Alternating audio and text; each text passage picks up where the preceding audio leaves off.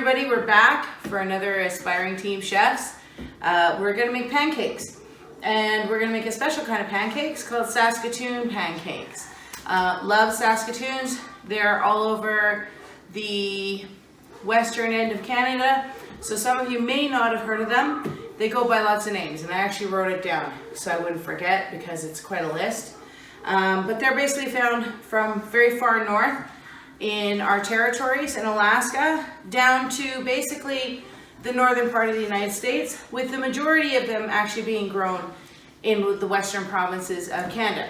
So they're also called Pacific service berries, western service berries, alderleaf shadbush.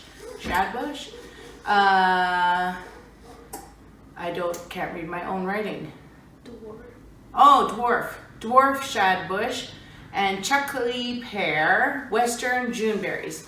So if you've ever heard of any of those, that's what these are.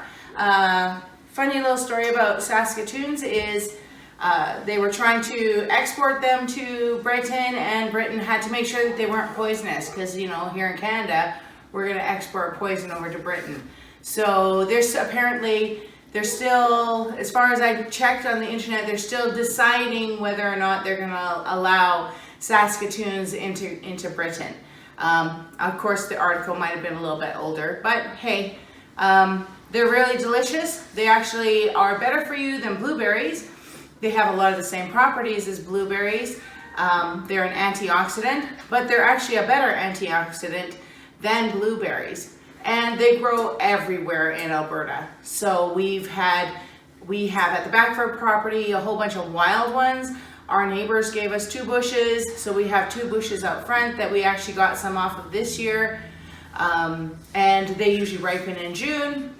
And they're kind of one of those things, just like apples. They're actually in the apple family. And just like apples, after you pick them, they continue to ripen, whereas blueberries don't. Blueberries just rot. So if you pick them a little bit green, it's okay. In about a week, they'll be ripened in your fridge and you can eat them. The seeds can be poisonous, but you'd have to eat a lot, like a few cups of just the seeds for it to actually harm you. So, and if you cook them or if you freeze them, apparently it makes the poison inert, so they don't hurt you. So ours have been frozen. Our next door neighbor kindly went to a U-pick, and he picked, if our cameraman wants to show that gigantic bag there, he actually picked, I don't even know how many, but we got 8 of those just for fun. So I've made a ton of jam out of them.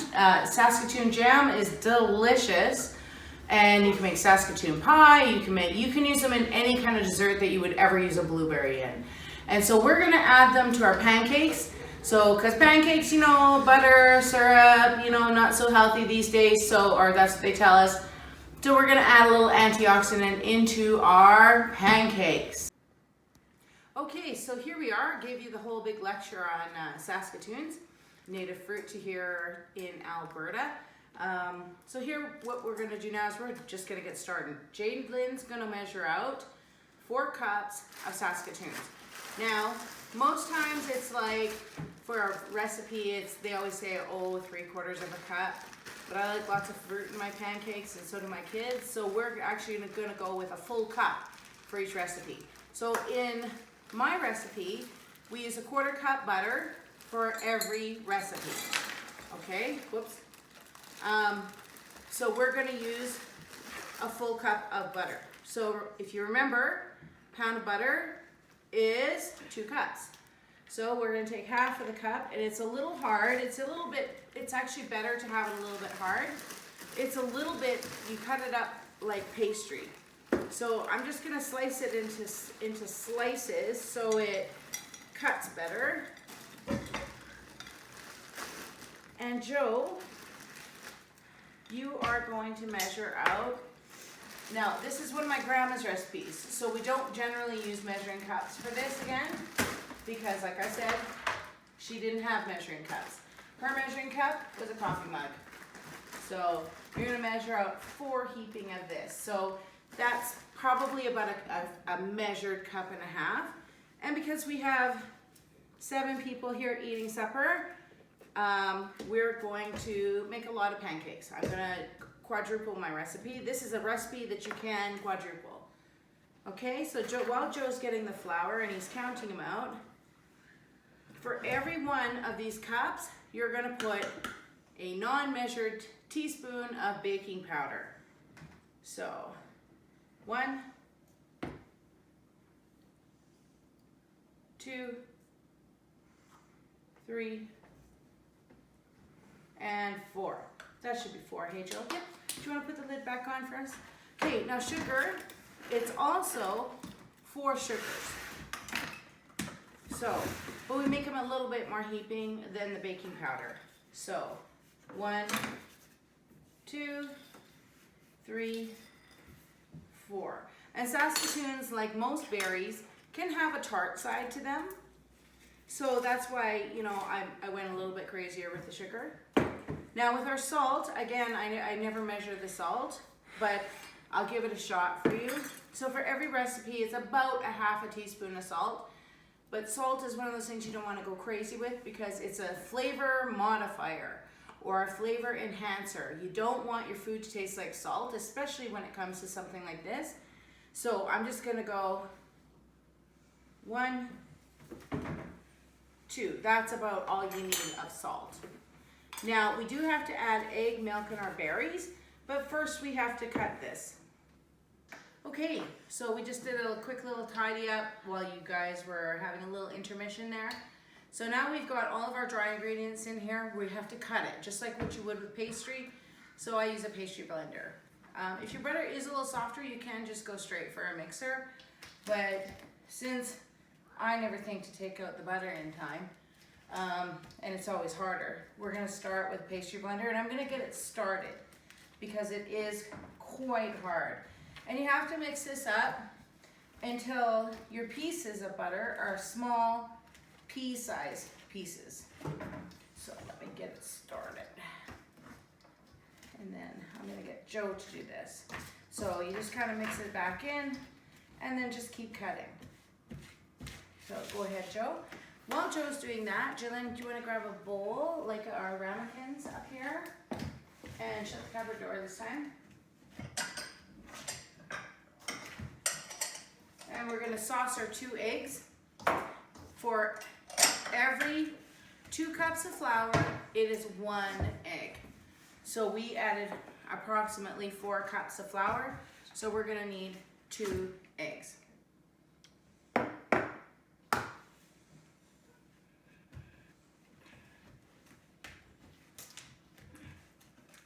Okay, good job, Jillian.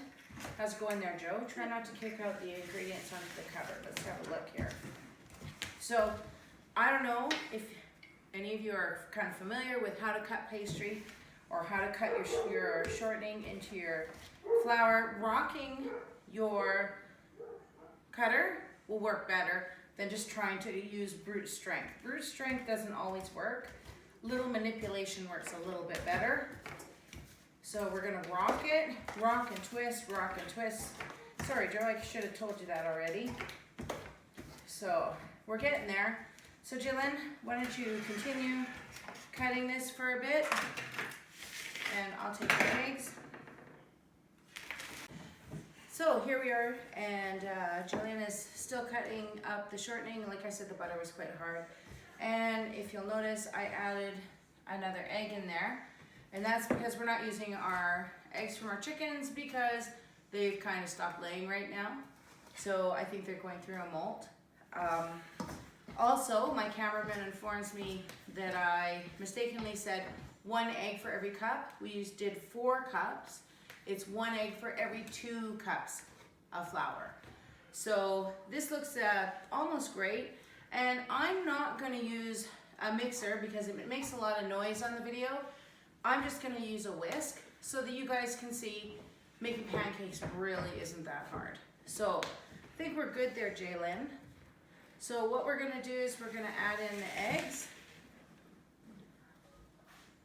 And we're gonna add in milk. Do you wanna hand me the milk? Thanks. And it does take a fair amount of milk to make this.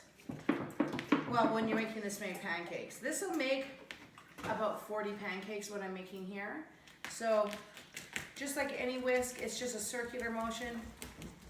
So if our cameraman wants to come and kind of get a shot at this, I'm just gonna get it started here.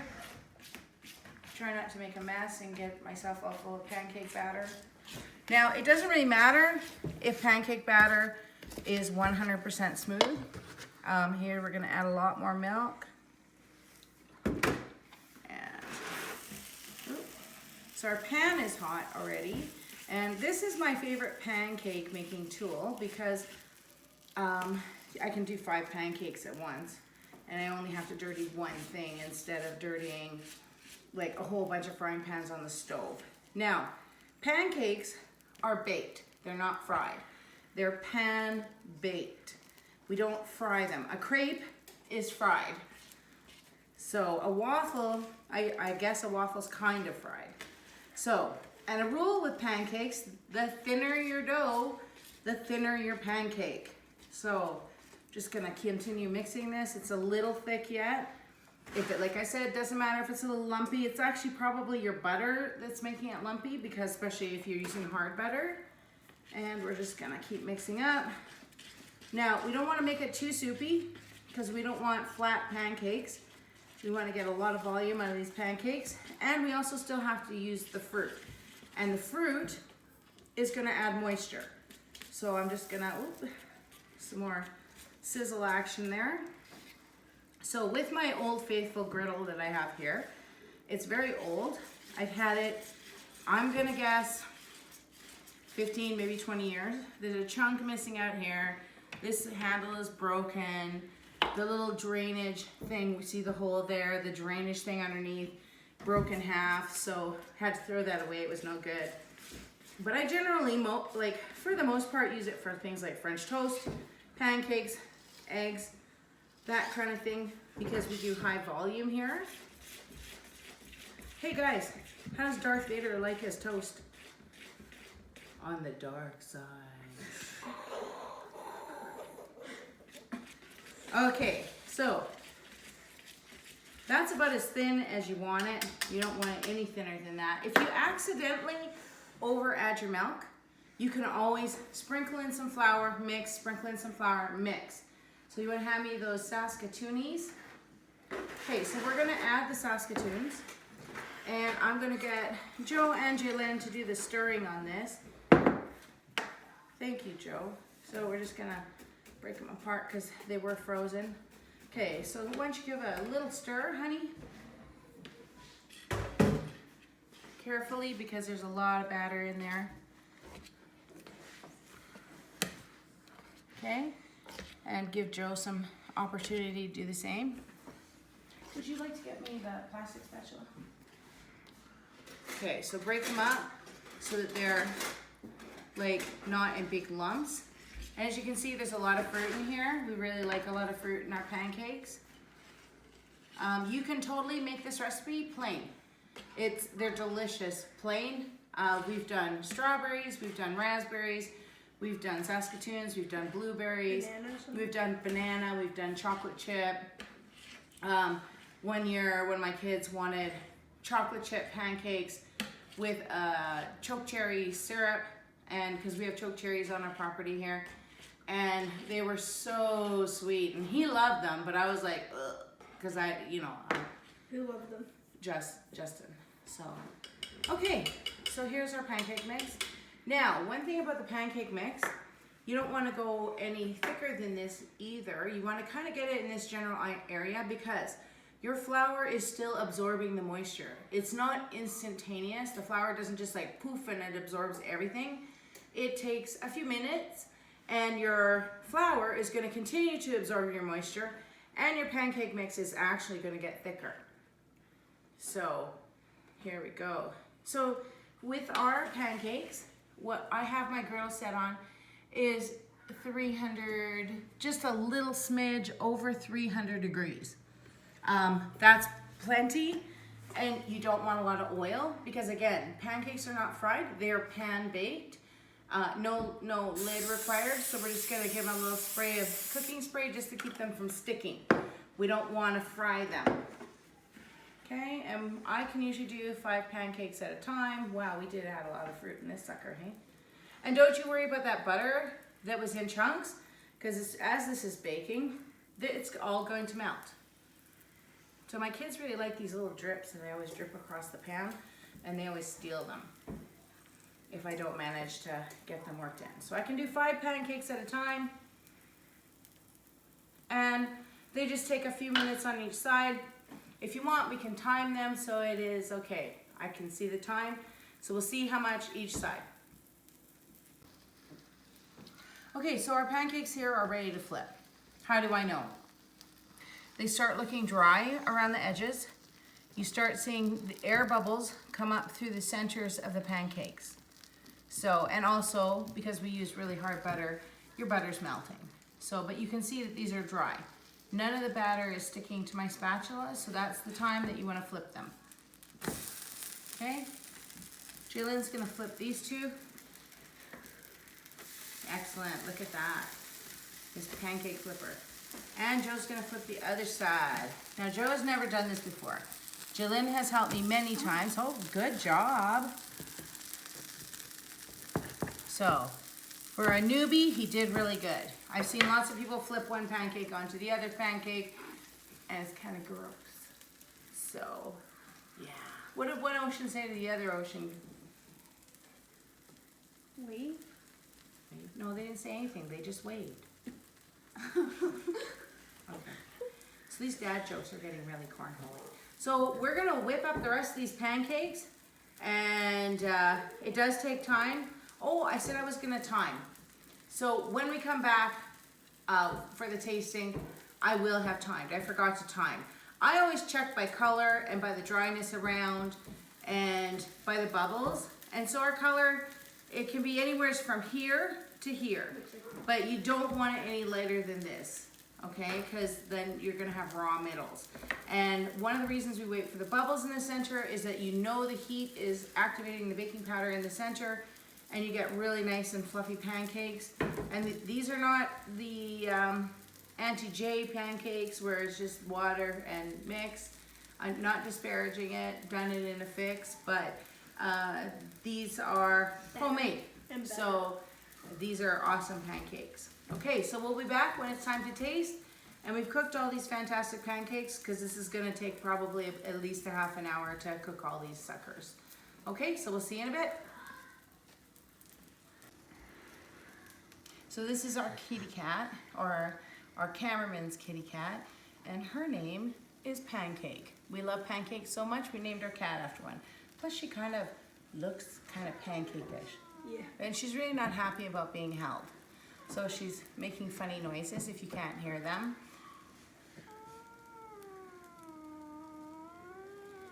Okay.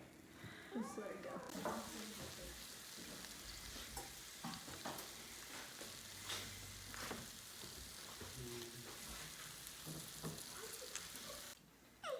Okay, so this is our last pancake. And as you can see, I've cut up, buttered, and served the pancakes, so we're going to taste test it. So a couple things I wanted to mention about pancakes. One of the things that can actually help make your pancakes really fluffy is adding beer. Yes, fresh beer to it. And it activates your baking powder really well, and it actually makes them more fluffy. And I think that's it. So this is our last one. Didn't have quite enough for 2 pancakes. So we decided to make 1 large pancake, and I think it's just about ready to come off. Yeah. So it's ready to come off. It's going to go on our stack here. Yay. So how about everybody grab a fork? A fork. Mine. Okay. Take a piece, try it, see what it tastes like. Now we did use real maple syrup from Canada. It's real good. What do you think? Take a piece and try it. Did everybody try a piece? Okay, can I have a fork too? I want to try a piece too. Okay, excuse me guys. Watch yourself. Do you taste good? That's so good. And do the fork. So, You're not eating it. again, this is aspiring teen chefs. Hope you really liked our recipe. please like and subscribe. Hit that little bell button. And if you have a channel that you want me to have a look at, leave your channel name and I'll have a look at it. Also, leave any comments, leave any requests at the bottom of the video in the comment section, and I'll do my best to try and whip it out for you and make the recipe. Something you've been burning to know how to make. I will do my best. I'm not a professional chef, just a caterer and a mom. So you guys have a good day. Are you guys ready? Yep. Bye. Bye.